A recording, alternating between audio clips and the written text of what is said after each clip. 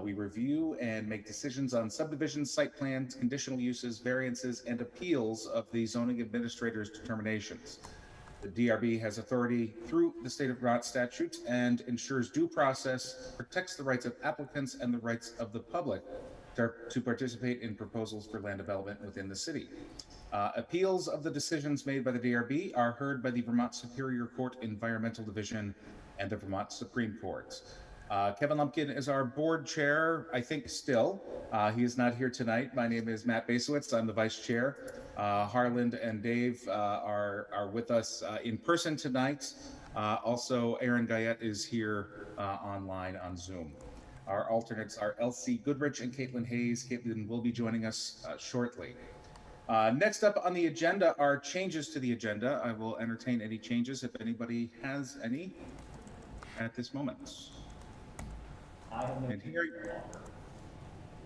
Okay, hearing nothing, seeing nothing, we'll move on to agenda item number 3, which is public comment. Vermont's open meeting law grants an opportunity for public comments at every public meeting. If anybody in attendance would like to comment about anything that is not on a current agenda, this is your opportunity. So we do have an attendee online called Zoom user. So if you're a Zoom user, if you're interested in providing any comments on items that are not on the agenda, you can raise your hand and we can recognize you, including your actual name for the record. Otherwise, you're welcome just to tune in. And not seeing any activity, I think it's safe to say we can move on. Next on the agenda is the approval of the previous meeting's minutes, which I was not in attendance for, but I did read through.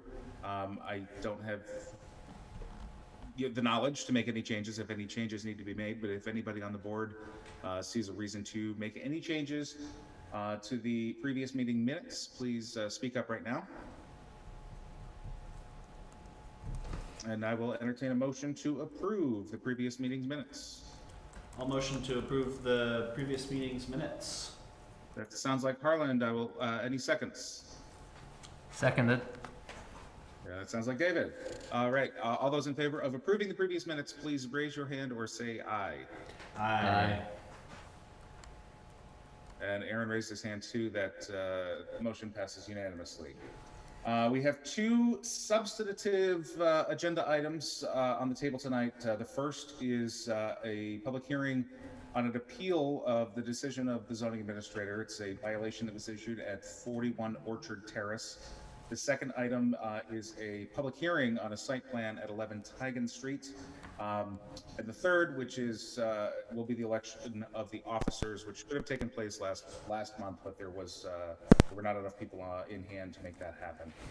So next on the agenda is the hearing on the appeal of the ZA's decision about a violation issued at 41 Orchard Terrace. Before we begin, I need to swear everybody in that's in attendance or will be speaking online, and we just need you to verbally say or raise your hand that you affirm that everything you are about to tell us is the truth under the pains and penalties of perjury.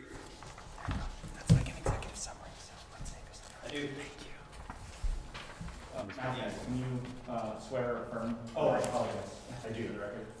Yes. Thanks. Okay. I think you might be getting My representatives. Very good. So next we will hear from the appellant on the violation. So I'll do a quick introduction here just so that you're all aware. I am not actually going to be staffing you tonight. This will be handled by our the city council, Bob De Palma, who is to my right. I will be, for the purposes of this hearing, running and handling the Zoom window. So I will be here for that purposes, but any comments or questions should be directed just to Bob as your representative here. And with that, Thank you. With that, we'll invite the appellant to join us on the stand. Or the desk, or I'm not sure the lay of the land there right now. I appreciate that. Sorry, just give me one second. Matthew, real quick, the document you wanted me to present is the shed hearing handout? Correct. Okay. Just the 2 pages? Correct. Okay. And I'm going to be referring also, basically what I did was print out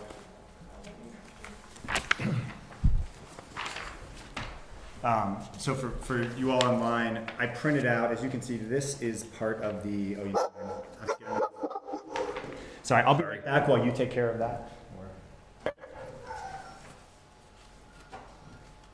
I'll be right back while I take care of it. Eric, should we mark this as an exhibit? Good speaker. I thought he was in here. So what I just handed out was, so Eric, I guess are you putting it in the files or in the chat or something? Or you're going to put it on the screen? Okay, so I've got a 2-page handout here that Eric's putting on the screen, and then the other document that I'm going to be, I guess, relying on, but not as much, is this document is within the materials that, I'm not sure what they're called, the meeting materials. Is that a One of fair- the agenda items as well as an exhibit in the procedures. And we'll mark this as Exhibit Q, Sorry, the 2-pager, exhibit Q. 2-pager, yes. Okay, thank you. So you can refer to it as Exhibit Q. I appreciate that.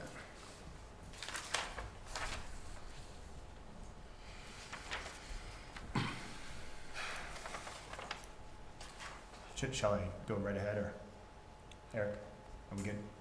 Yes, go right ahead. Sorry about Mr. Chair, I apologize. that. That's all right. So, thanks everyone for being here. So basically, I was hoping to make a PowerPoint, and I essentially ran out of time. So this is like an outline of what my PowerPoint would be. You know, if you want to spoil the ending, you can skip ahead, but stay for the ride. So I'd first just like to thank everyone for being here, and I'd like to thank Eric, because obviously we're sort of on opposite sides of this issue, but he's been professional and courteous throughout, and I really appreciate that. So, and then also to the Development Review Board, you know, I don't want to pander, so I'll keep it brief, but I just appreciate your public service, I'll just say, and I know it takes time to serve, and having, you know, educated myself on these regs more than maybe one ever would want to, I'm not volunteering at this time to join you, but I appreciate that you're here. And sorry, I'm figuring out where everybody is and where to look. Okay, so I had a brief correction to the record that I asked Eric if he would correct, and he sort of respectfully declined. So on page 2 of the city's memo, so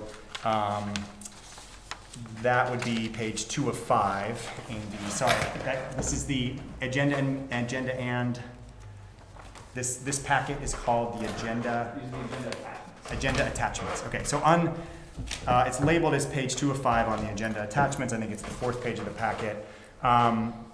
It says if you see where it says notice of violation, the 2nd paragraph down, it says Ms. Bloom indicated that she had requested the contractors performing work as outlined in the building permit put an addition onto the side of the primary structure to provide a place for storage. So I understand that the city's argument is that it was an addition, but I just wanted to point to the actual email which is in the packet, which does not say that she requested they put an addition on, and it is on page, it says in the outline, page 10 of the, sorry, it's not, it says of our brief on this outline, but which should say of the appeal letter. So it says 010 in the bottom right.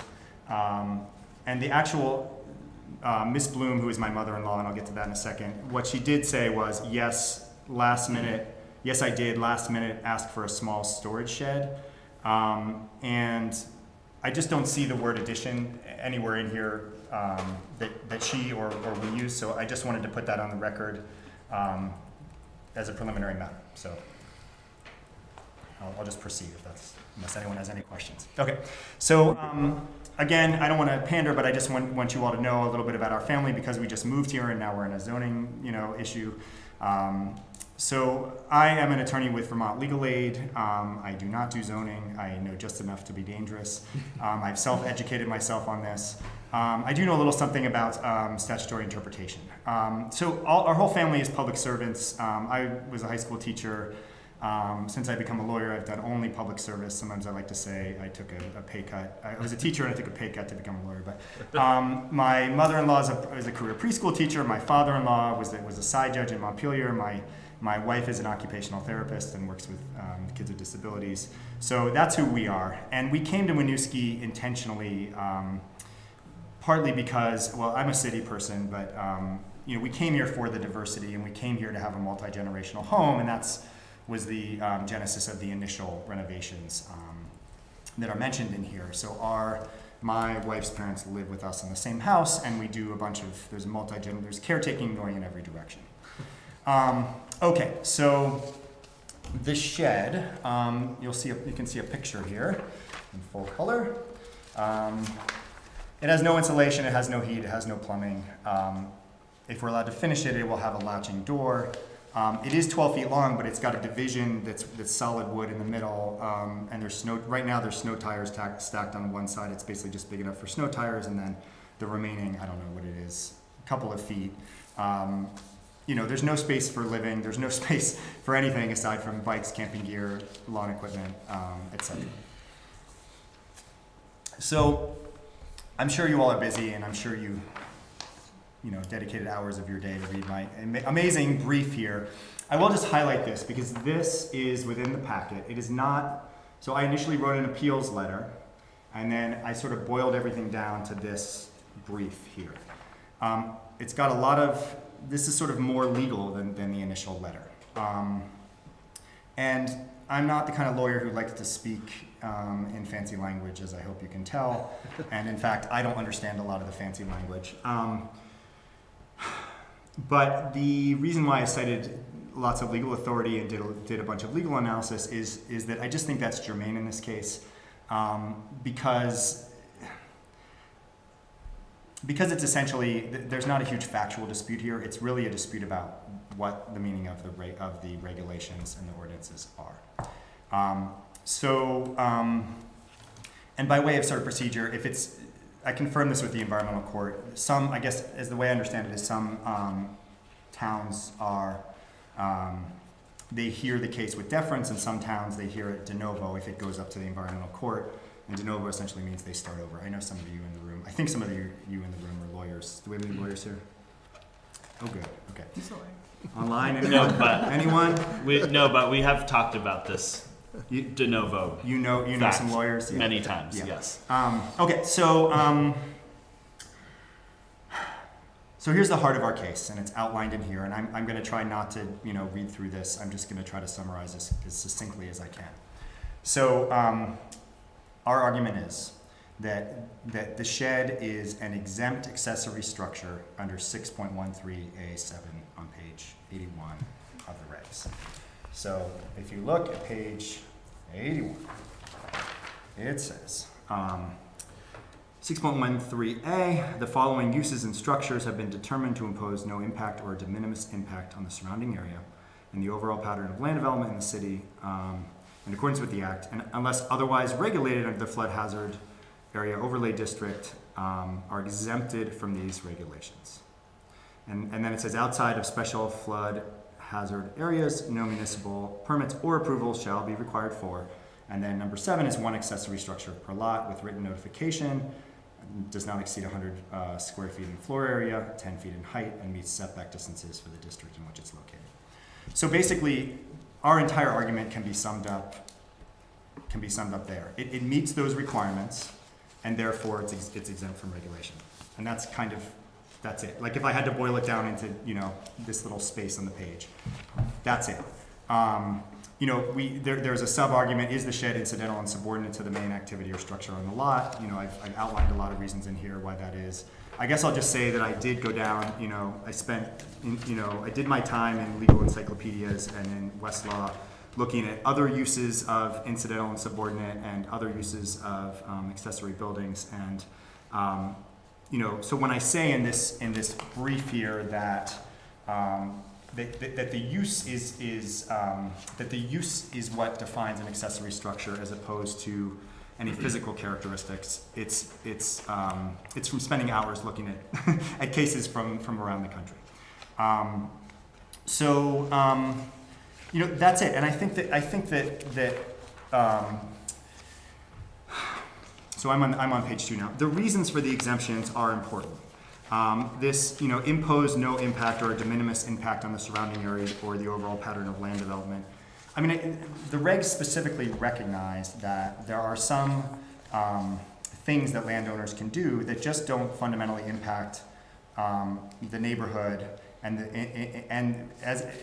viewed in light of the specific zoning, right, and ours is RA, that those things are so small that the city does not need to take an interest in them, essentially, that they're exempt from any zoning, and in fact that the DRB doesn't have authority it has authority to hear an appeal because it says specifically it does, but that it doesn't have authority to hear a variance or something.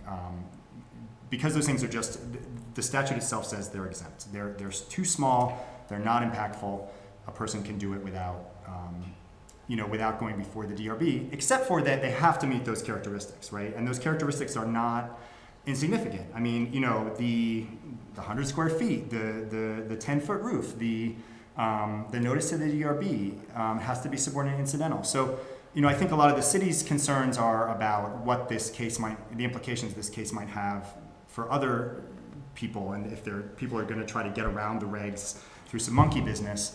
I guess I would just say to that, number one, and I'm sort of going off script here, but number one, that is a hard, I could see, again, I'm not a zoning expert, but I can see why that's an issue, and I can see why that's a stress, right? It's like, how do you write the rules so that they're not too constraining, but that they also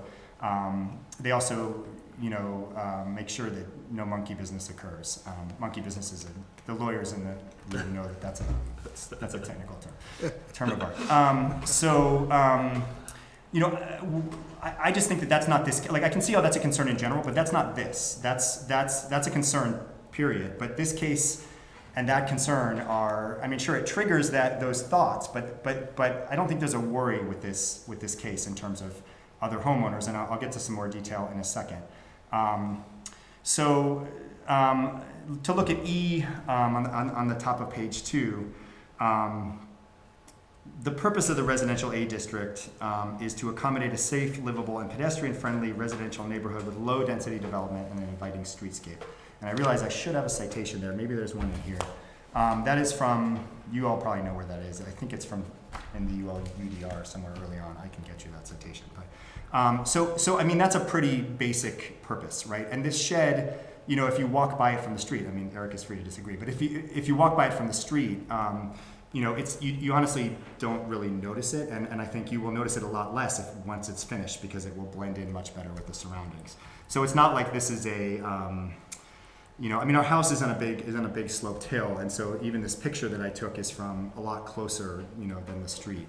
So it doesn't stick out. The neighbor on this side is fine with it. I included a letter from him. They're very kind people, and it doesn't affect negatively this purpose. It is de minimis, we would argue, and it is either de minimis or basically creates no impact. So I kind of already talked about F. So G, to go into more detail on why, I think you all don't have to worry that if you uphold our appeal, that if you hold in our favor, that, others are just going to sort of use this as a loophole to run, to do all kinds of, to create garages, whether we would convert this shed into a living space. I tell you on the record, we would not. I'm a lawyer, and I'm obliged to be ethical, and that is not our intention. We will not do that. And honestly, I would be willing to sign an affidavit.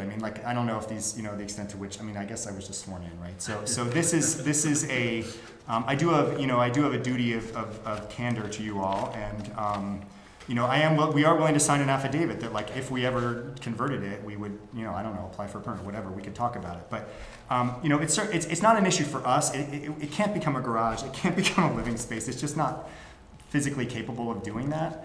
But more than that, I think that in the end, zoning rules, it is impossible to put every word down to make them do what you want them to do. But the words that you do choose are the words that you do, not you all, but the words that the city chooses are the words that the city chooses, and those are the law. And, this notion that like the city has long held this interpretation, I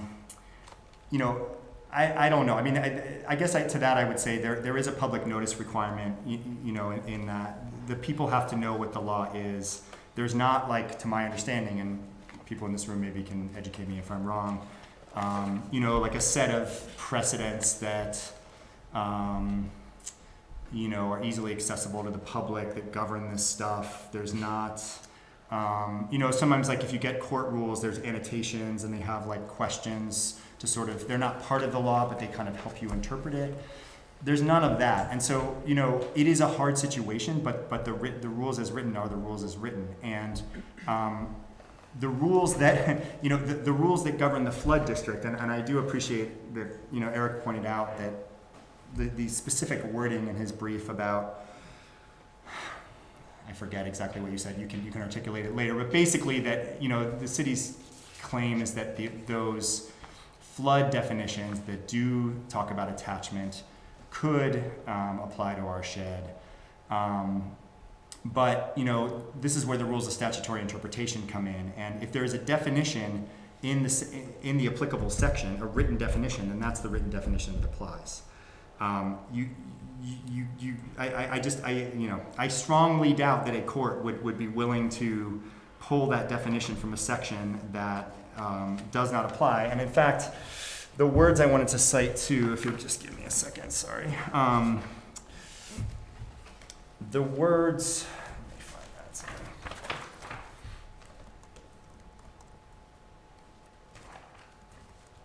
I'm in the wrong section.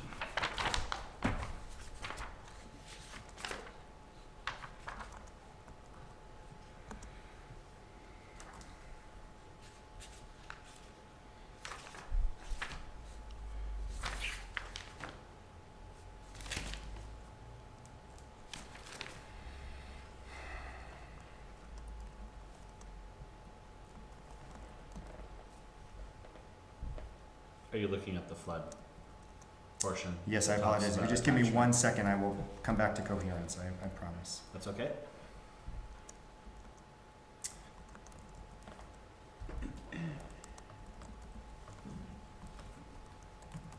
Oh, I know where it is. Okay. I'm lost in packets here. I apologize. Okay, so I cited this on page 004. This is the agenda and attachments. And so in our part, it's page 004. These aren't, the whole packet isn't numbered. That's why I'm sort of fumbling for numbers. So the exact words of,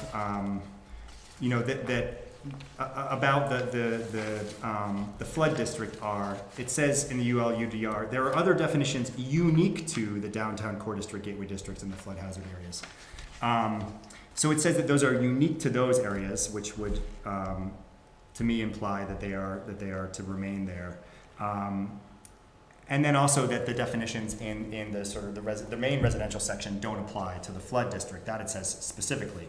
So, but honestly, regardless of that, I mean, there is a clear definition of what an accessory use, etc., is in the applicable part of this, the part that applies to our house, and that is what is controlling. Okay, I feel like I'm losing some of you, so let me land this plane. And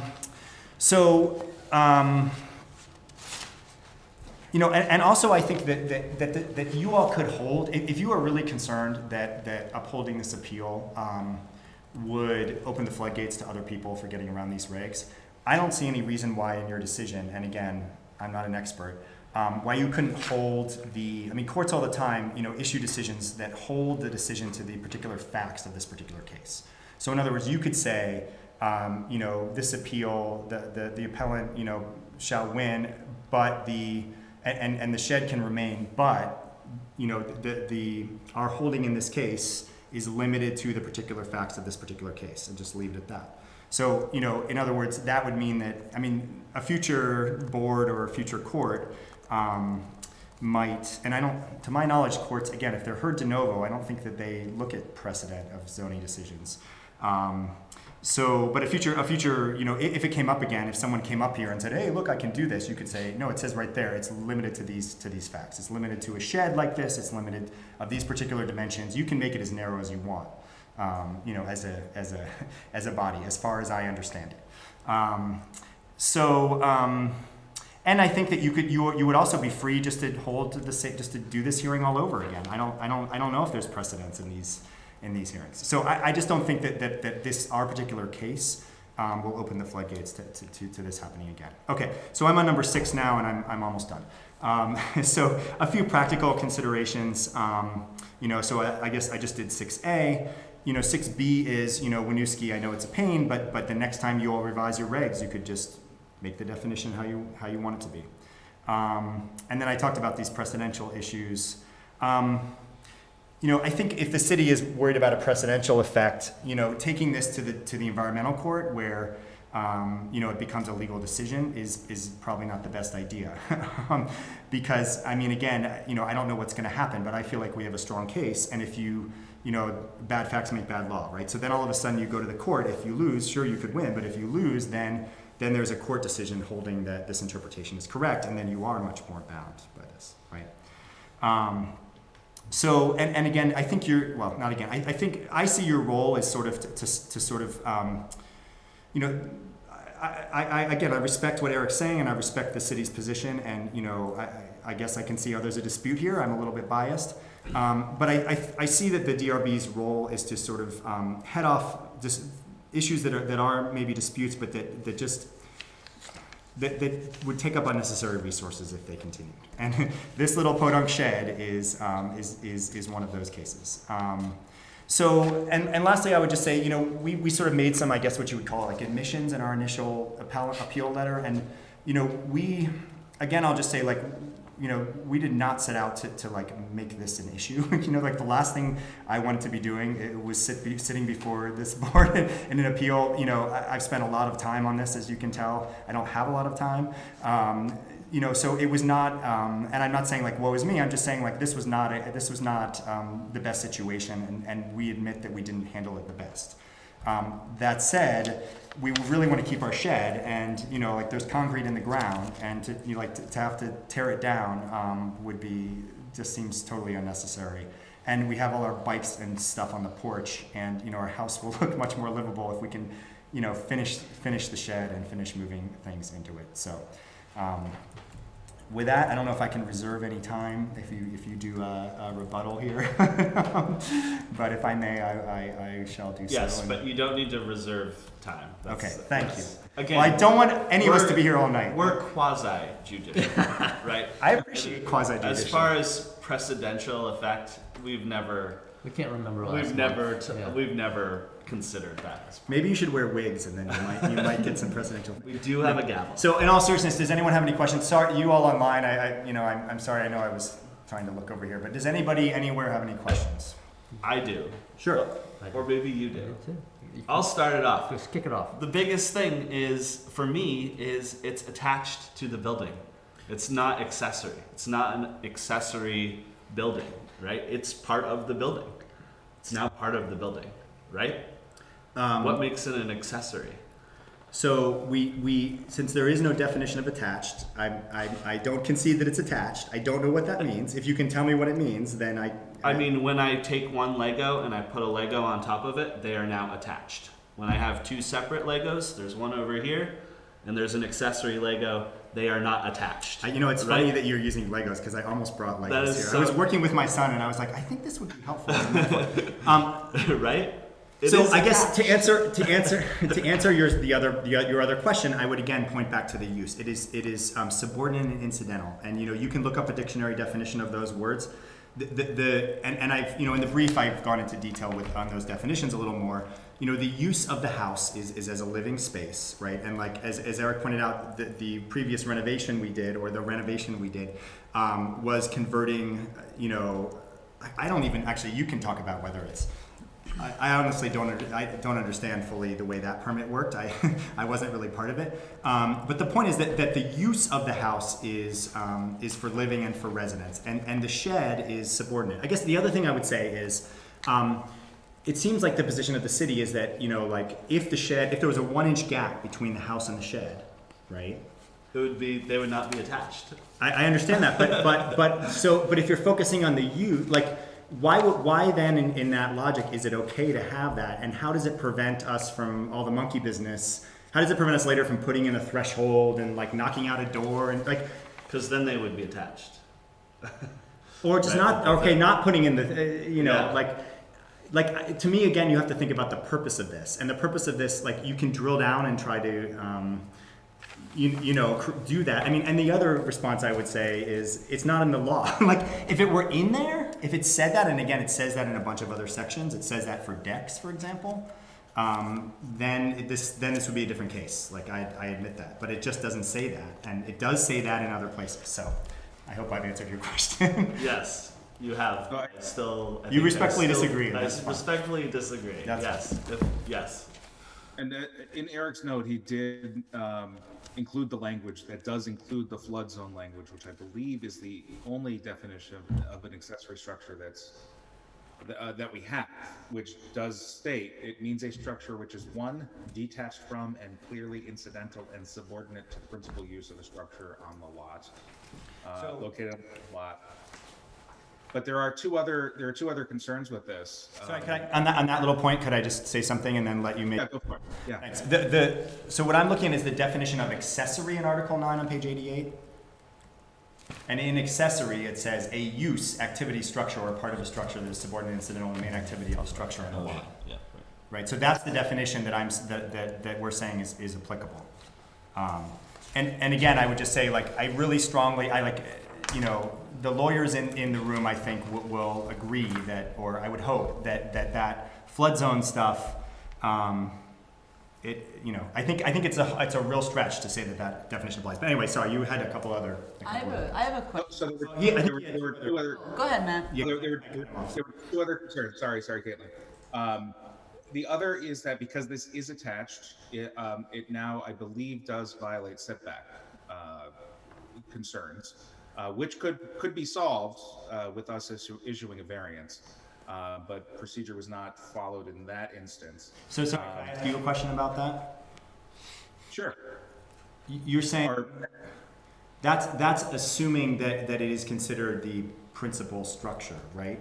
Correct. Yes. So I just want to clarify that our argument is, and I understand you disagree or people disagree, that it doesn't violate the setbacks as an exempted accessory use because those are 5 feet, and it is 5 feet 1 inches from the property line. Can I just make, I guess a question / a point? I think the definition of accessory that you're really leaning on right now applies to a lot of other things. It can apply to an accessory dwelling unit, which also has a definition right below it. So I think it's very broadly applied, but it doesn't mean that there's not a need for a permit, or it doesn't have other restrictions that would also apply to that term. That you would reach out to the zoning administrator and seek. Okay, so for this accessory use or structure, I think that's accessory is a broad term that's described in the ordinances. That then an accessory structure is the full term that is then used in this instance, because it is an accessory structure and there is a full definition for that. It's just not in this section that you are. Yeah, I think I understand what you're saying. I guess my response would be, if you look at 6.13, it says the following uses are exempt, and if one agrees that it meets those, then it says you don't need to get a permit, et cetera, do all the things you just said. Like, if this was in our backyard, for example, right, there would be, nobody would be arguing, right? If it was freestanding, otherwise completely the same, right? You would still notice the zoning administrator, you would get feedback on whether or not that needed any other permits or whatnot. And he would have sure met the setbacks and also was in line with the rest of the zoning regulations. Right, and so, but assuming that we did that, so I'm just saying that it seems clear that it meets the definitions in every way except for this argument about attachment. So I guess maybe I have some confusion about the notice. So was there notice supplied to Eric that you confirmed that there was notice applied to Eric for the accessory structure? Yes. And that's something that that's not, Eric, you feel differently? That's, What form did that take, the notice? It was in an email, once we figured out. So it was that- after the fact, after you had Yes, started? it was, yes. okay, so so that's Again, there's helpful. no, I mean, it says notice, and it says exempt. Like, I understand what you're saying, but I mean, I think we can just, yeah. Okay, sorry, Matt, I think I cut you off from your third question. Oh, no, that's okay. So, yeah, I think a lot of it comes down to the definition of accessory structure. Because if you'd run to Costco and got a 4x6 prefab resin shed and installed it in the corner of your lot, and as long as it was, outside the setback area, totally fine, go for it. But the fact that it is attached, and it can be constituted as an addition, and there were no permits issued for it, there was no variance issued for it, that's why we're having this discussion. And I will also just say that we're not in the business of trying to, mess with homeowners' lives or mess with developers' lives. We just want to make sure that the rules are being interpreted properly, so that, we did say that typically we don't talk about precedent, but we don't want somebody seeing this online or seeing this on channel 17 or whatever channel this is on, saying, oh, cool, I can put a lean-to on my house. So that's why we're having this discussion now, and I hope that we can resolve it in a way that works for everybody. Yeah, I appreciate that. I totally appreciate that. Yeah. So I think, Sorry, question in the room? if there's more, I can't see the room, so. Yeah, I'd like to sort of follow on with what Caitlin was asking. I'm not sure if you were involved in the original decision to build it or not, but when the original decision was made, were these consulted? And I mean, it seems like somebody knew that this rule was in play and that a permit would not be required. I guess I'm asking why it's 5'1" from the property. You're not suggesting monkey business, Well, are no, you? I'm not. I'm just, No, I appreciate the question. I'm just curious how it ended up I meeting appreciate the the question. setback requirements. I will be 100% honest with you. When I was not involved in the initial decision, and as the family lawyer, when I saw the email to Eric with the dimensions, I was like, stop emailing, because as a lawyer you don't want to just like gush out information, but that had happened, and I'm certainly not saying anyone would lie, right? I just wanted to pause as soon as we were like, oh shoot, Right. oops. Well, it just seems you've spent so much time And so- after the fact. It seems like if you had been involved before, you could have actually given a written notice. Could you that come over? would've- Could you just come home with me after this, and I'll feed you dinner, and you can make an argument? Oh, hi, everyone. No, I mean, and bless, my mother-in-law is currently like helping put my kids to bed. So I say all that only to say, like I know you would think that, but that is the honest truth, is that it's kind of a coincidence. So It kind of makes sense, because you would think if someone did read that, you would read notice to the ZA, and you would do it. you would not think it Trust was me, if I after knew the fact about this, notice. I cannot tell you how differently I would have done this, but here we are. And then we'll take in your word, I guess, that it's 5'1" from the property line, because we don't have a plat of that. If that's the issue, then we can Is talk it- further. But Is it also the case that there are no other That structures was my on the next property? question. yes, it is absolutely No the case. sheds, no. Correct. Yeah. Correct. Yeah. In fact, our neighbor Jim, who I'm sure some of you know, he's lived here a long time. He's a great guy. He's like, "Why don't you guys just put it in the backyard?" Thanks, Jim. Trust me, I agree. Yeah. Any other questions? I'm good. See anything else you'd like to fill us in on before we have anybody come up? Yes, you, sorry. I know that's okay. You reserved some time. Oh yeah. No, you said I didn't have to. No, I mean, I guess I would just say, yeah, I would like to resolve this. So you know, we would like to continue to work amicably with all of you. That said, like, you know, I'm not a super litigious person, but it's kind of like convenient that, in fact, I'm not a litigious person at all, except for in my day job. And even in that, you know, good lawyers avoid going to court because it's expensive and it's a pain, right?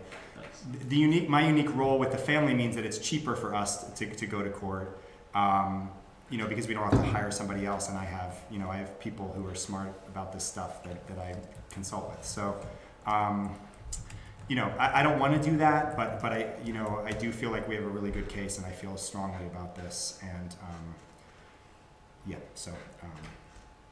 but that said, I guess I should end on a positive note. I really appreciate everyone's time, and thanks for being here, and you know, I would be having much more fun with this if it wasn't sort of real life. And I guess I would just say at the end, I just want to say, like, the purpose, like, I know you guys, like you all said, you know, you're in charge with enforcing the rules, and I guess just on this one, I would just ask you to sort of zoom out, and, you know, I think you're covered on the rules, and I think, you know, the way to think about this is just to zoom out and be like, can this silly shed stay there, and you know, just can life go on, and just leave it at that, and, you know, whatever protection you all want to do for other people, I think there's plenty you can do, but I think just zooming out, looking at the purpose, and the sort of the purpose of the neighborhood, the purpose of these regs, and the purpose of the exemption, I think is the way to think about this. So, thank you. Thank you very much for your time. Yeah, thank you. Yeah, thank you. I believe it would be calling Eric next to chat about the city side. So I have nothing specific to add aside from what's in my memo. There is a participant on the line, again, Zoom user. I'm not sure if they have anything they wanted to add, but, or Bob, if you had anything you wanted to add, but Zoom user, if you did want to provide any comments on this matter, feel free to use the chat or the raise hand feature, and we can recognize you. Otherwise, you can just stay on and listen. Not seeing a hand raised. So, I think Matt, before you close this hearing, I do have a list of the exhibits, Yeah. which I will give to the appellant. It includes exhibits A through P in the pre-printed form. I've added exhibit Q, which is the two-page outline from the appellants, which will all be included in the record of this hearing. Okay, thank you. So just to let the appellant know, we typically make decisions in deliberative session. Usually that happens right after this meeting tonight. If things run long, we may delay for a little while and determine a date and time later where we will deliberate and make a decision. But you will obviously get the results within the legally required allotted time. So thank you so much for being here. Thank you all. Appreciate your time. Certainly. Next on our agenda is a public hearing for a site plan that is in addition to a building already existing at 11 Tigan Street. We would invite the applicant to... I'll take this one real quick. Give me 1 second, though. Okay.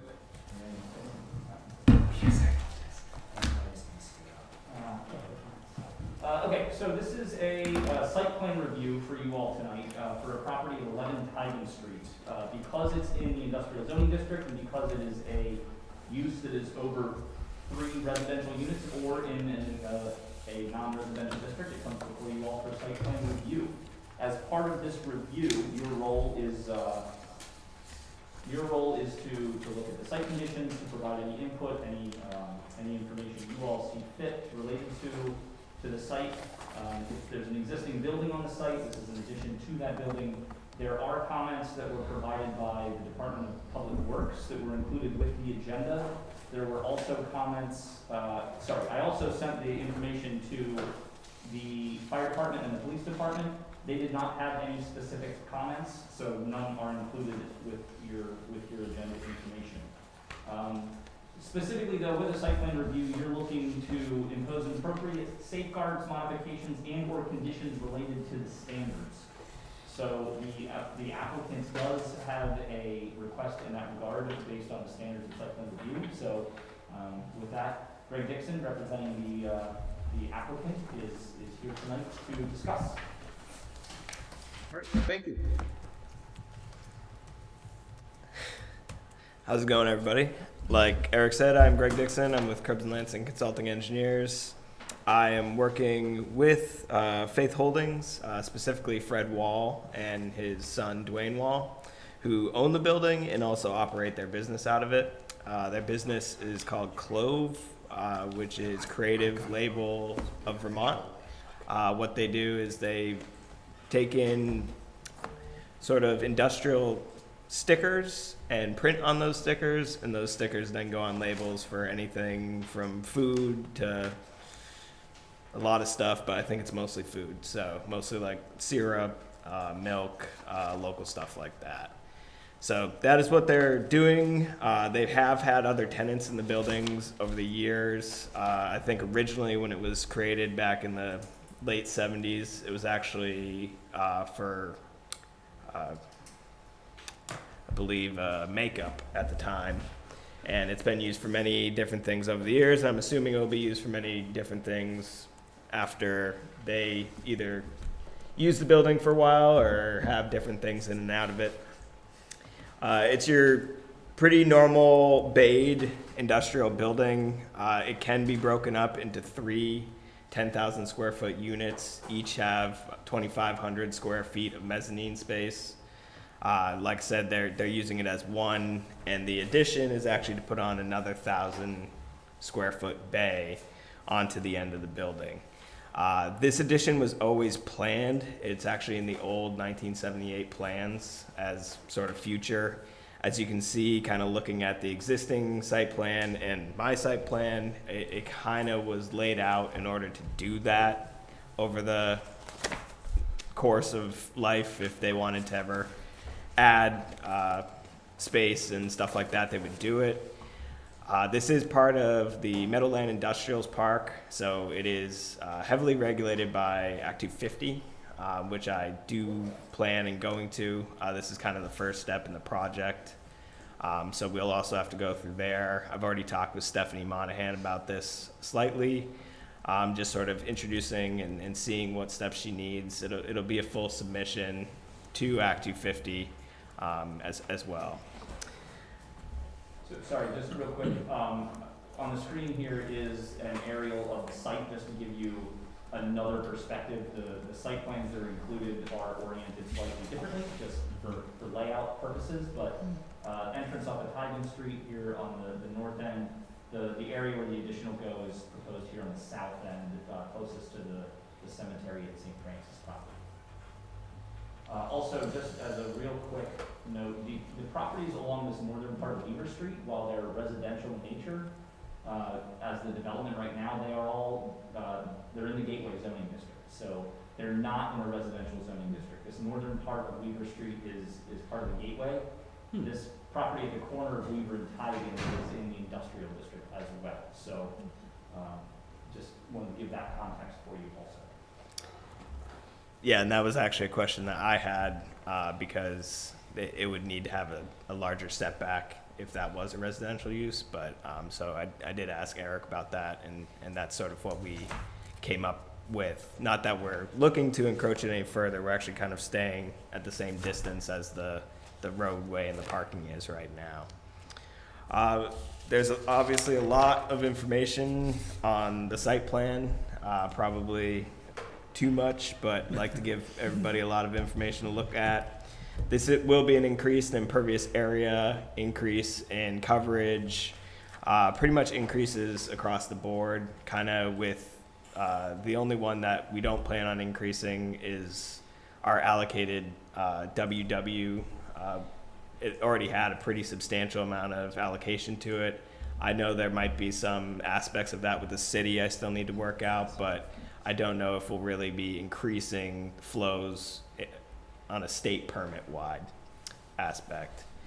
I know that the city engineering did bring up stormwater.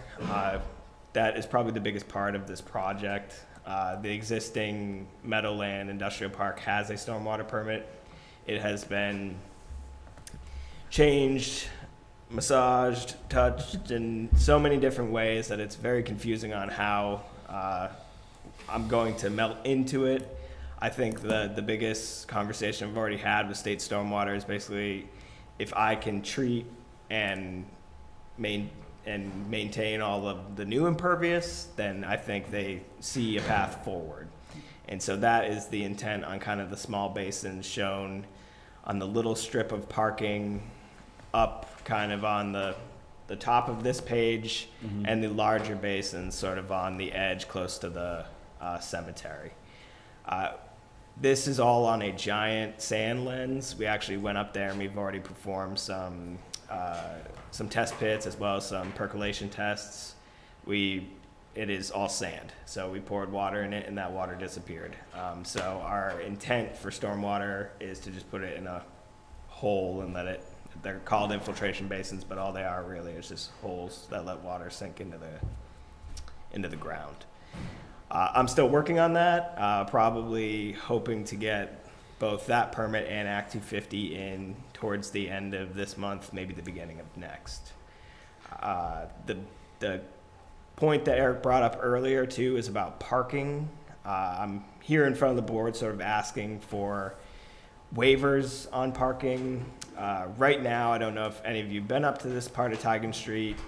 The current user of this building, there's 76 parking spaces on this site. They have never come close to using that many parking spaces on this site. They have right now about 45 employees, but those employees are also on shifts.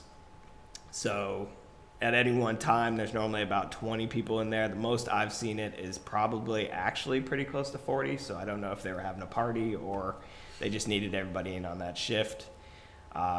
But with this expansion, it's not really needed for more employees at the time. It's more just needed for extra space. They take, like I said, they take in a lot of stickers on these big wheels and they just kind of need spots to put that. They might have some more manufacturing in the new space with kind of the new age printing for these stickers, but the increase in employees, they do expect to have some, but it's not really expected to like double or triple the amount of employees. And the required parking for the use and for the space is, I don't think we even meet it currently now. And then obviously we wouldn't meet it with the increase. And that's based on sort of the 10,000 square feet, the new 10,000 square feet plus the mezzanine, because we're going to be doing that as well. But it basically would have enough. The existing parking was probably designed without the mezzanine space for the existing building, and kind of with the mezzanine space we are over. So what Eric and I came up with was sort of showing locations where parking clearly could exist on site. It would take some retaining walls and some fun grading and stuff like that, but that is sort of what we're showing on the left-hand side of my print. But right now, our plan was to increase the parking to, I think it's 108 total spaces, which we sort of, one, felt was still more than we needed, but it was at the same capacity that the building's increasing, is sort of how I did it. So sort of a percentage increase. 108, and what's the requirement? How short are you? I think it was 153. Yeah, 153 is required based on the square footage. For the industrial district, we require 3 spaces per 1,000 square feet of floor area. We do allow some relief in our parking standards for transportation demand management strategies or shared use parking for certain spaces and several other options. So they have indicated that they're interested in taking advantage of the transportation demand management strategies, which would get the parking down to, I believe, the 138 number. Yeah. So the site plan shows the ability to do all 138 spaces, one of the asks that Greg is coming to you all with is to be able to not build all that parking with this proposal. Because it's shown, the feeling is that they don't need all that parking because of the shifts that are there, but if in the future, if the uses change for whatever reason, the ability to put that parking on site is there. And I also feel that parking is also an evolving thing in general. And I think to put that much extra parking, that much extra pavement, that much extra need for stormwater in at this time when the need's not there, just didn't really make sense for the current project. Obviously, I'm asking for that, so I'm happy to take more questions about that. But that is sort of what we're coming. So the ask is a waiver on the parking. It's a waiver on the parking with the understanding that it's evident that we could put it in if needed, and and I think it could even be written into the permit that if the city saw that it was an issue, they could come to us prior and sort of force our hand a little bit. But I have a question about your calculation. It looks like your existing building is 30,550, and you're adding on 10,300. Is that right? yes, So that would be 40,850, and you have said it's 50,850. So I think you're 10,000 over in your calculation, right? no, all the buildable areas right on the plan. That the straight square footage of the building, yes, are those numbers, but due to the mezzanine space, that's the additional 10. So basically, each of those bays has a little over 10,000 square foot, and then each also has 2,500 square feet of mezzanine. I see. Yep, that makes sense. So I think, sorry, just for clarification, I think it's less of on the parking side, it's less of a request for a waiver from the required parking and more of a request to not build all the required parking until it's needed. Because they're still able to show it all on site, so the parking is there. Okay. So the ask is not to Build it. reduce the total parking that's required. The ask is to not necessarily build it all right now, because they're saying it's not currently needed to have those additional 40 spaces, 35, 40 spaces.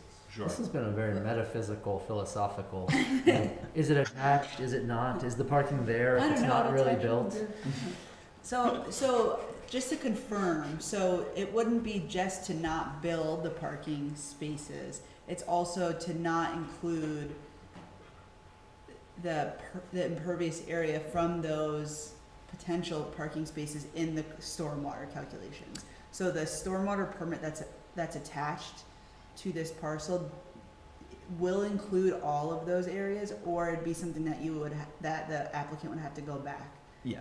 So is there assurance from the stormwater division that this site does have a means to handle all of that capacity, even if it's not fully permitted right at this point in time? So I doubt the state would ever give you sort of that assurance.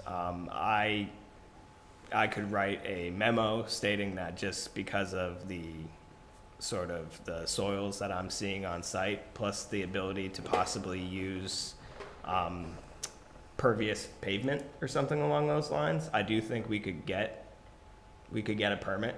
I feel very confident we could get a permit to put those on. I know the city still classifies pervious pavement or pervious anything as coverage. If we were to add all this, we would still be fine coverage-wise. So I did do that calculation, but again, I didn't really go through and do a full-out design for that at this time. I guess I could, if the city felt like they needed some sort of proof, we could look into actually doing something like that. Yeah, how many square feet of pavement would not be built if that was? I think it says about 6,500 square feet. Okay, so that's not insignificant. No, it would definitely, anything in this entire industrial park, if you were to create 1 square foot, and I know people do what they do, but you're supposed to adjust the permit. because this permit has been around for so long that it's sort of 5,000 square feet that they allow you to do on the fly doesn't exist anymore. So when we would go back, if the parking was needed, we would have to redo a permit. We would also have to redo Act 250, and I imagine at that time we would also still have to come before you. So that was also a conversation I had with Eric, that it's not like we can just, I can meet with Fred or their representatives any day out there and be like, oh, well, Winooski passed us to build all these, let's go for it, and just go for it. It would be another substantial project to put them in. What I was just illustrating with this is that there is clearly space on site under your regulations, which it could exist. Would you have to add additional basins? We would definitely have to add additional basins Where would and those or work within the overarching permit in order to find space.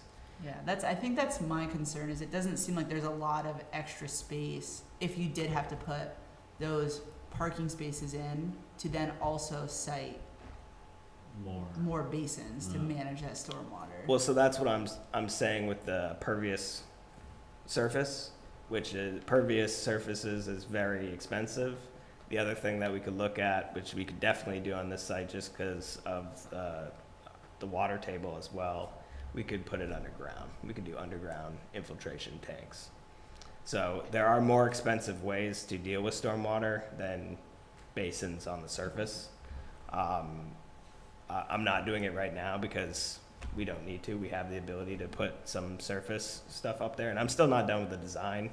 I've only really done that kind of halo at the top so far. Those two basins are designed. I'm still working on the rest of it.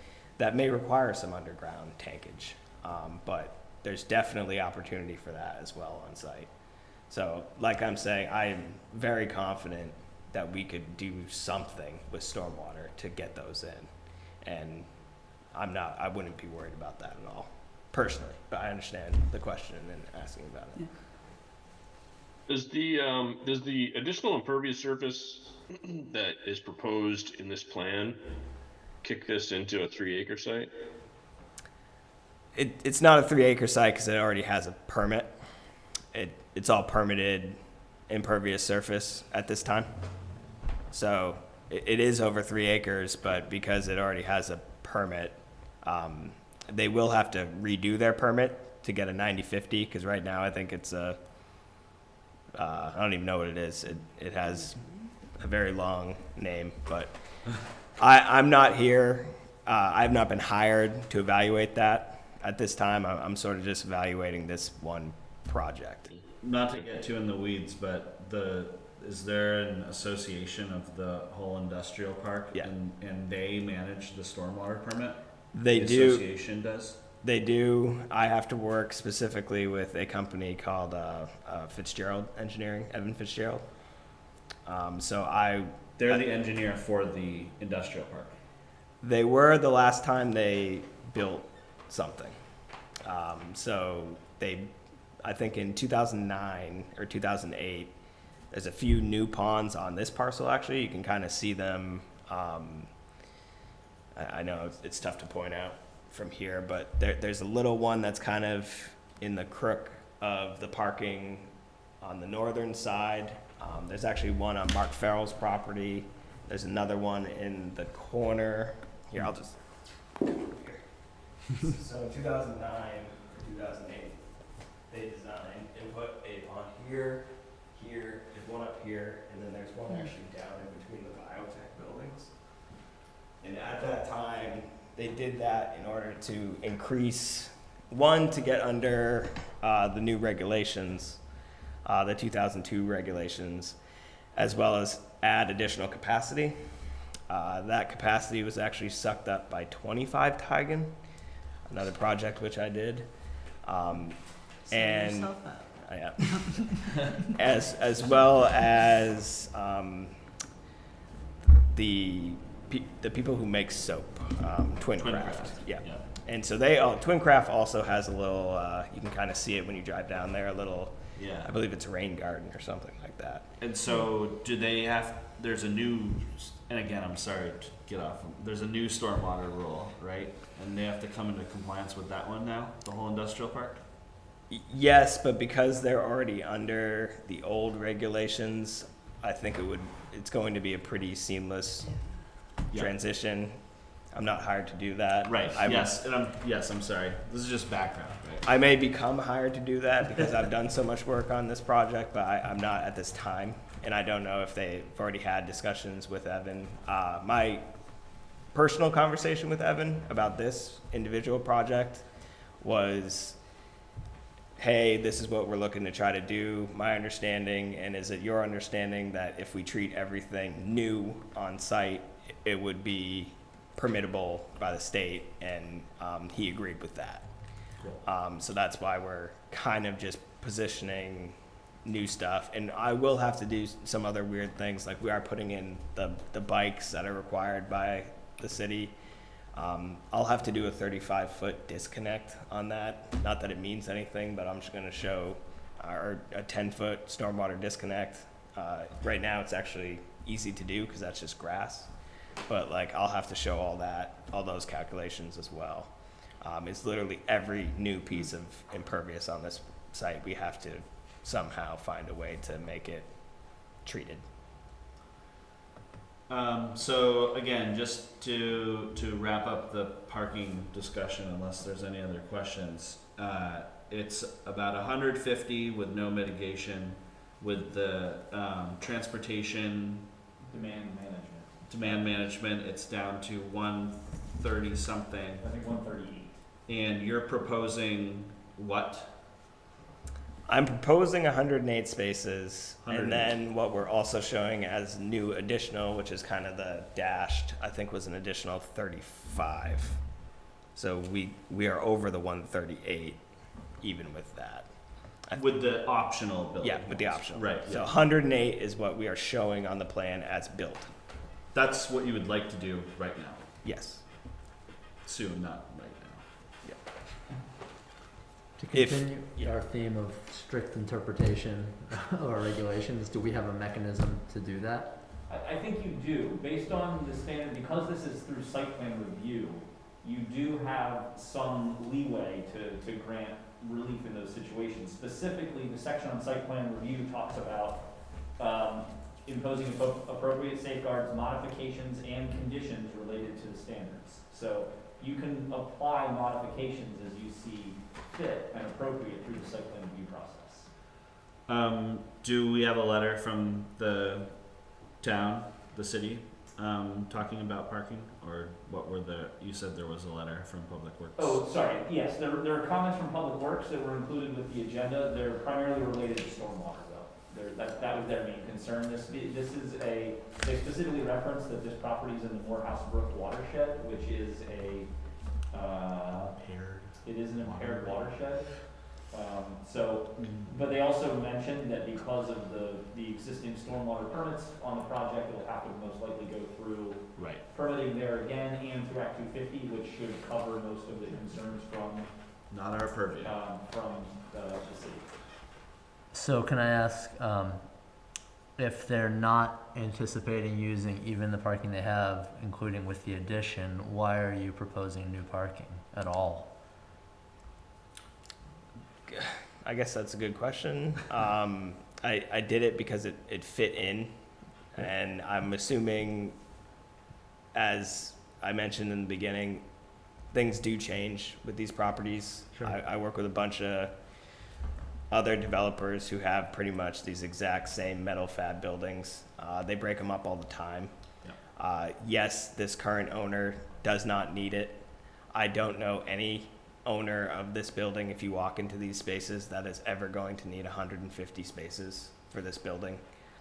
That might only be needed if you actually turn it into like office building, which is not even allowable in this district. So I was trying to, as I mentioned, do a percentage increase, which made more sense to me, that we're increasing the building by this percentage. I increased the parking by that same percentage in order to give them leeway if they do decide to section off another one of these bays to try to rent out to somebody else. And is the owners on board with that? Like, I'm not saying we would do this, but like, if we said you don't have to build any more additional, would he just leave it off? I have not approached him with that question. I do believe they want more parking. Okay, They also want to get their parking into compliance, which it currently isn't. So that is also why I'm adding a foot strip to the north of that parking and better orienting As it. far as the size of the spaces themselves. Yeah, it was kind of designed, I don't think it was built to the design originally. Either that or it has degraded over the course of 40 years. Either or, they want to kind of have a new parking lot, so it will look new is the plan. And Each time they paved it over 40 years, they just pulled it back a little bit. I guess the real only answer is I sort of designed this and they liked the way it looked, and the added parking was kind of a plus for them. No more questions from me. And there are no issues with setbacks. Since it's in the Gateway District, right? It's like the neighborly. So I'm forgetting the language, but Right, yeah, so there's no, Neighborhood there's no buffer requirements against the gateway or the other industrial properties. However, there is a buffer requirement against the residential property, which is currently the cemetery. So, there was, I believe, There's a a joke potential somewhere. request for relief from that aspect as well, and I'll bring up that aerial Two again here. factors in a so you gateway can see. district walking to a cemetery. Yeah, basically, it would be this property here, as part of the St. Francis Xavier Cemetery, is adjacent to the industrial property, which would require, I believe it's a 50-foot buffer, based Oh. on the regulations. mm-hmm. The way the new building will be oriented, it will be closer than 50 feet, I believe, is that right, Greg? The building wouldn't be. There would be a corner of the parking lot that would be, Oh, right, yeah. but the building wouldn't be anywhere close. And they were notified. They were notified, yes. The- They were actually notified on both cases. The diocese, Yes. Catholic diocese. They received notification on both of these matters because they're adjacent to both properties. Not sure if all the residents were notified. That's the joke I was looking for. I just sitting here like, oh yeah. I honestly did not know that was residential. I was concerned about the properties to the top of this, but Eric told me that those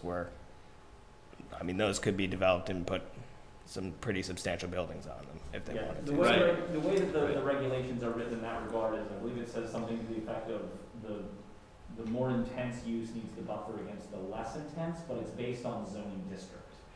And Yeah. so in this case, the industrial and the gateway don't draw a distinction. They're the highest. Correct. And there's also, the gateway has buffers built in already as part of the regulating plan. Yeah. Right. And in this location in particular, there's no buffers, what they call the neighborhood matters in the gateway district. Perfect.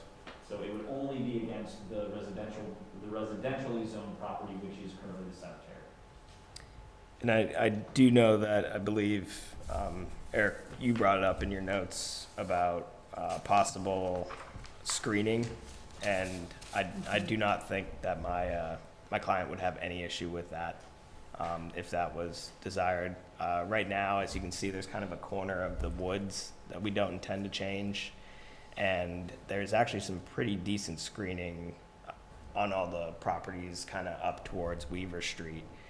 So it really is kind of a very small opening onto the cemetery, and the cemetery, their access road kind of cuts pretty close to that fence as well. So I think that would be one concern, is just what are the lights from that new parking just impacting those folks that are residential, just making sure that those don't impact them, that there's adequate screening. there is, I mean, you can see kind of the trees in there right now. Yeah. The other thing is that all those residential houses sit, I believe, almost 20 feet higher than our property. And all of our proposed lighting is only, I think I have it at about 16 feet or not, might not even be 16 feet high, and it's down shielded.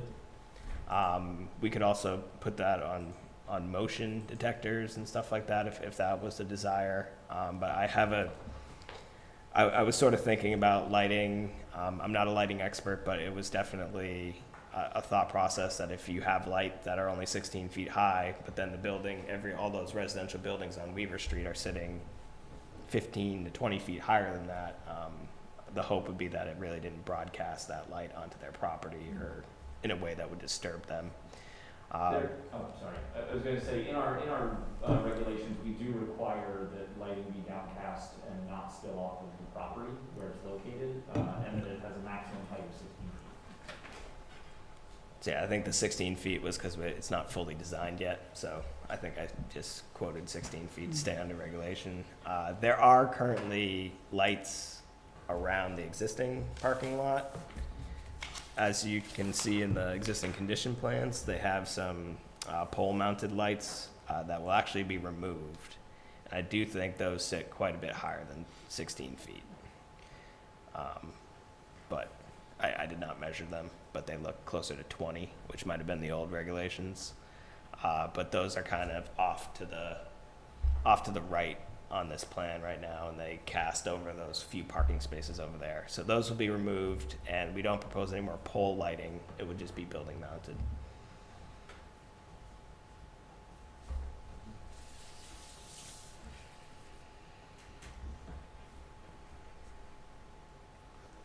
All right, hearing a lull in conversation, all of my questions have been answered. I was going to bring up lighting, and thank you for Caitlin for doing that.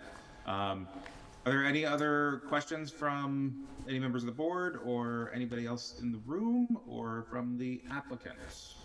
Anything from Zoom user 2? Zoom user is no longer with us, and there's no other people in the room. Oh, all right. Okay. Thank All right. Well, Greg, thank you so much for being with us. We're going to meet in deliberative session in a little bit just to chat and give our feedback here. And we look forward to checking in with you again. So before we close that, Matt, real quick, before we close this out, similar to adopted, I will be entering exhibits A through K into the record on this matter, and we'll be giving a copy of the exhibit list to the applicant as well. Okay. Thank you so much. Really appreciate your time. Thank you. Appreciate you guys' time. Thank you. Thank you. Thanks. Next up on our agenda is the election of officers. And we are missing, who are we missing tonight? Elsie is the only one we do not have tonight. Okay. So Elsie, I guess, so technically on the agenda tonight, here we go. This was a carryover from the July meeting where we had fewer people at the meeting. So with Kevin no longer on the board, Matt, you are the vice chair, obviously, as you've been running meetings. Harlan is currently our secretary. Annually, at the first meeting in July or thereafter, we elect officers to serve a one-year term, officers being chair, vice chair, and secretary. Included with the agenda was a memo that outlines kind of the roles of each of those positions. Our rules and procedures indicate that only regular members can be officers, not alternates. So sorry, Caitlin, you can't be an officer in this regard. But you all can nominate officers individually if you so choose, or a slate of officers to represent you all for the next calendar year. So I'm sorry, are Elsie and Caitlin still considered alternates at this time? Elsie is not. Elsie has been elevated to a regular member. So we have one opening still on the board, which I've been waiting to get a formal chair position to interview a candidate for that role. They would come in as an alternate. But So will you become, is Kevin off? Elsie is off. Elsie's, was elevated to fill Kevin's position. so I'm first alternate now. Oh, okay. Right. We have a full board. We have a full board, that's correct. Yeah. Sorry. Oh, that's okay. That's just fine with me. Who wants to do things? I do not. I'd like my secretary role. It's the perfect amount of responsibility. Matt, do you have any interest in becoming the chair? I expressed my concerns to everybody at a meeting a few months ago about where I may be, literally in the world, Right. for several months during the winter. That being said, I will have internet and a computer with monitors, so I'd be happy to jump in and do whatever needs to be, whatever role I can fill. I'm happy to fill it. Aaron and David? I am really eager not to have a leadership position. I really have a lot going on. I would even be willing to become an alternate if you are interested in taking one of those roles. I know they're not very involved, but I'm totally overwhelmed with other stuff going on. Understandable. Aaron? I was just kind of say something similar, that I'm comfortable in the role I'm in. I went first. I'm up for whatever. I do think Matt would make a great chair, and even being away for a few months, I have no concerns with that. Maybe we vote Elsie in as vice chair. Can we do that? I think that's how Harlan got secretary. You can, I think it would be best to consult with her on that, but yes, that is possible. So She'd we be a could great vice also, chair. we could also tonight just do chair and secretary, since we have two people who are interested in those positions tonight. Unless, Aaron, you were interested in being vice chair, and we could do it as a slate, or just do those two positions and hold the vice chair to see if Elsie is interested. If not, then it's, If nobody will do it, I will reluctantly. It might be worth asking Elsie. She might be Yes, interested in that. let's talk to her next meeting. Is that okay? yeah, that's fine, that's fine. I think that makes sense too, and it's kind of the same as Harlan was saying. If nobody wants to fill that, I'm happy to fill one of those roles, but don't need to either. Well, so then maybe what we do tonight is we just elect a chair, and then hold the other two positions until the next meeting, or at least until Elsie's available to weigh in on whether or not she's interested. And in which case, Harlan, if she's interested in one of them, you could fill the other one. That way we're not putting you into a position and then having to put you in a different position later. Perfect. So as long as we have a chair for the next meeting, that's what's going to be important. To that point, quick, our next meeting is September 15th, and we will have 2 items on that agenda. So, Matt, are you available for the 15th as of right now? As of right now, I believe I am. Let me just check one thing real quick. I mean, the other option is we could do a chair and vice chair as Harlan or Aaron, and then Yes. just reappoint you at the next meeting. as You well. sign stuff. I sign stuff sometimes as Yes. secretary. Yes. I acknowledge receipt of appeals. That's correct. That's a very important duty. Yeah. That's more work than the chair. It's a pretty good game if you can get it. Yeah, I guess so. So the 15th is a Thursday. The only thing that might be standing in my way is if I'm going to Michigan for the weekend. I might be flying out at some point surrounding that, but I will make sure that if I'm not there in person or on a Zoom, that I will have a computer with me. Then maybe it makes sense to do chair and whatever position you're interested in, Harlan. That way we at least have an officer available for the next meeting, and then we can always reappoint you. Perfect. Can the secretary run the meeting? If that's- Yes, yeah. actually Harlan ran our last meeting. That's right. Yep. Capably, I might say. Yeah, I did it. So, whichever role you're interested in, Harlan. I'll take the secretary again. Alright. So we could do this as a slate. If somebody wants to make a motion to that effect, we could do a slate with Harlan as secretary, Matt as chair, and go from there. Can I? I'll make that motion. There you go. Second. Perfect. What's your slate called? The reluctant something. Reluctant unicorn. I don't know if I conduct this vote or not because I'm on it. But so we've had a motion and a second for me as chair and for Harlan as secretary. All those in favor of that slate, raise your hand. Say aye. Can I? Yeah, you can vote. Yep. Okay. Yep. Aye. All those not in favor, please say no. Any abstentions? If I'm voting, I'm abstaining. Okay, motion carries. So what will be the effective date for these offices? Today, or at the commencement of this That's a good hearing, or question. next hearing? That is a good question. I think our rules and procedures say it's a, yeah, that's a good question. Well, the normal, I think probably the acceptable practice is that it starts as of this moment and doesn't apply to the 2 hearings you've had today. Nice. Right. Trust Bob. Another win for the lawyer. Yeah. That way Goodness, Matt he's is here. in capacity as vice chair Matt is currently the vice chair, Harlan's the secretary, yes. for those hearings. And Yes. so from this point forward, Mm-hmm. Matt would be chair. Yeah. Right. And Harlan would be secretary. Okay, I like that.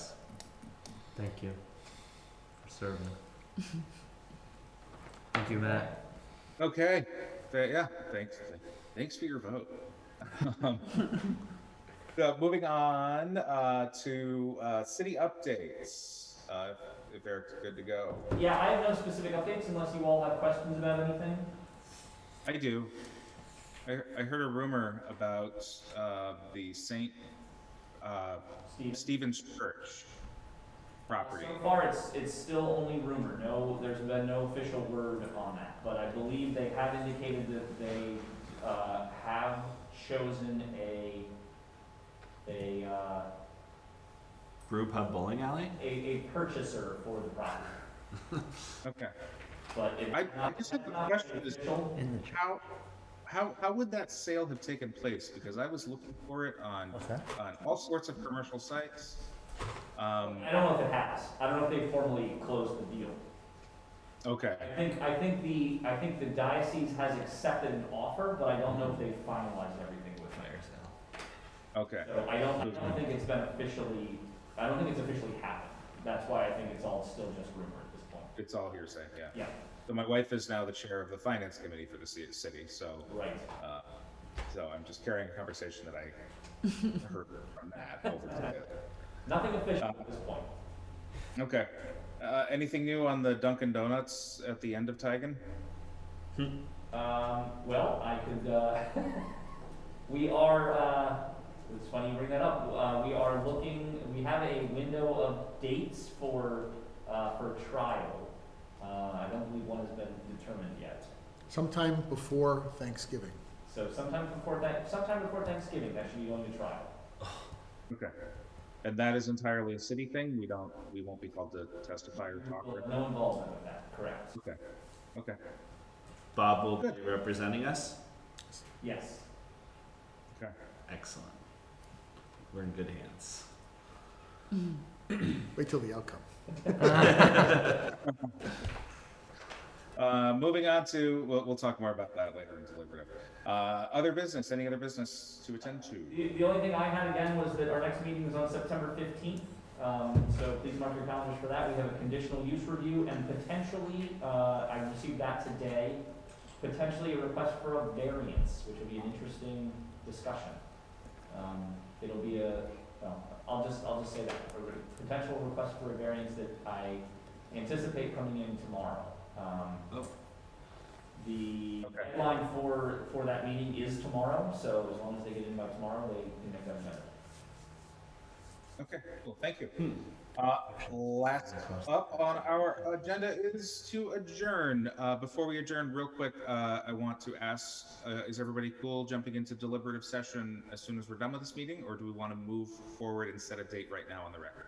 Nope, let's deliberate, please. So what we'll do, to that point, what we'll do is I will set up the Zoom link and then leave the room, and you all can deliberate on the appeal first with Bob, and then when you all are done with that, he can leave, and I'll come in and deliberate with you on the site plan. Great. Okay, great. So that's the plan. I will entertain a motion to adjourn. Motion to adjourn. Seconded. I hear a motion. I hear a second. All those in favor of adjourning, please say aye. Aye. Any opposed? Any abstentions? Motion carries. We are officially adjourned.